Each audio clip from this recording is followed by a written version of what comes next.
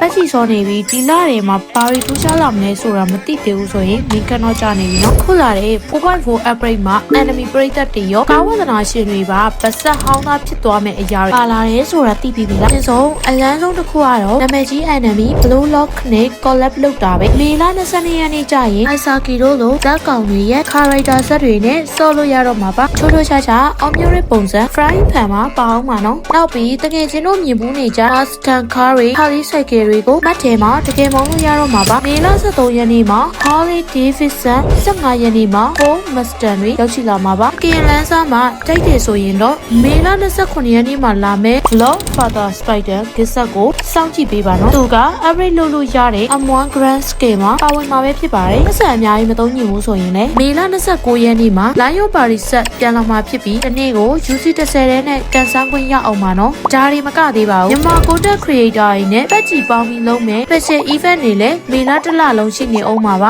ဒီလောက်ဆိုရင်မသိသေးတဲ့လူတွေလည်းသိသွားလောက်ပြီလို့ထင်ပါတယ်ငွေချင်းတို့ရောဘယ် average ကိုအလိုချင်ဆုံးလဲအောက်က comment မှာပြောပြခဲ့ပါဦးနောက်ထပ် 4.4 average နဲ့ပတ်သက်ပြီးသိချင်သေးတာလေးရှိရင်မေးသွားခဲ့လို့ရပါတယ်လုံးမဲ့တာယာသောနေ့ရက်လေးဖြစ်ပါစီရှင်